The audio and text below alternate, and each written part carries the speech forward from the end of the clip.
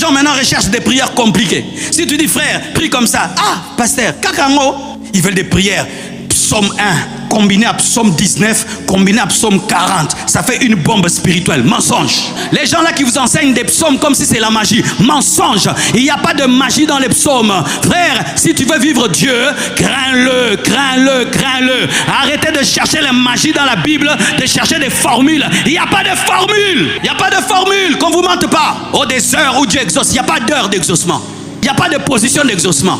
Il n'y a pas un psaume, quand tu le récites, Dieu devient faible. Non, Dieu est faible face à la foi et face à l'obéissance. Dieu est faible face à la foi et l'obéissance.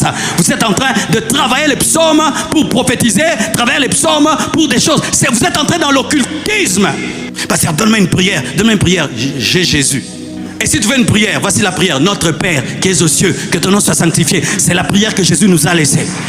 Ainsi, nous ne nous donnons pas à être saints, à être purs. Nous cherchons des formules spéciales, de l'huile spéciale, des bougies spéciales, des parfums spéciaux, des tissus spéciaux. Tu n'as pas besoin de tissus, tu n'as pas besoin de bougies, tu n'as pas besoin d'huile spéciale. Tu as besoin de Jésus et d'obéir à sa parole. Tu n'as pas besoin que je te donne encore une prière en voice que tu entendras. Tu n'as pas besoin de ma prière en voice. Tu as besoin de connaître Jésus et d'obéir à sa parole. Et tu risques seulement de demander seulement, papa, cette année change ma vie. Une grande prière. Seigneur, étends mes limites, une grande prière. Voici une prière que j'ai faite, qui est devenue terrible dans ma vie. Seigneur, dirige-moi consciemment et inconsciemment. Cette prière est grave, hein?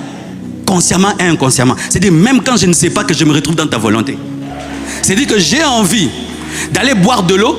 Moi, je pense que c'est l'eau. Quand c'est moi, je me déplace, une bombe tombe là où j'étais assis. Mais moi, je voulais boire de l'eau. Mais Dieu, dans le désir de boire de l'eau, tu étais en train de me protéger d'une bombe. Priez simplement, priez simplement. J'ai remarqué ceci. Les gens qui marchent dans la crainte de Dieu, prient simplement. Entrer dans la crainte de Dieu. Tu penseras, Dieu fera. Tu désireras, Dieu fera. Même tes désirs seront des prières. Tes désirs seront des prières. Mais tant que tu es dans le péché, jeûne comme tu veux, donne même les offrandes, Dieu ne t'exaucera pas. L'offrande qui marche devant Dieu, c'est la vie de Jésus-Christ et une vie de sainteté. Arrêtez de donner les offrandes au lieu de donner vos vies.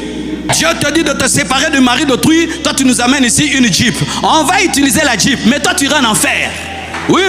Dieu te dit d'abandonner le mari d'autrui, tu nous donnes l'offrande, tu nous donnes les tôles. On va toller l'église, toi tu iras en enfer. Dieu te demande ta vie, toi tu donnes la dîme. La dîme c'est le 1/10. Dieu réclame la totalité de ta vie. Vous irez en enfer avec vos dîmes et vos offrandes si vous ne vivez pas dans la sainteté.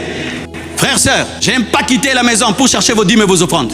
Si après cette prédication, personne ne va donner la dîme et l'offrande, je m'en fous. Mais si vous donnez vos vies, je suis heureux.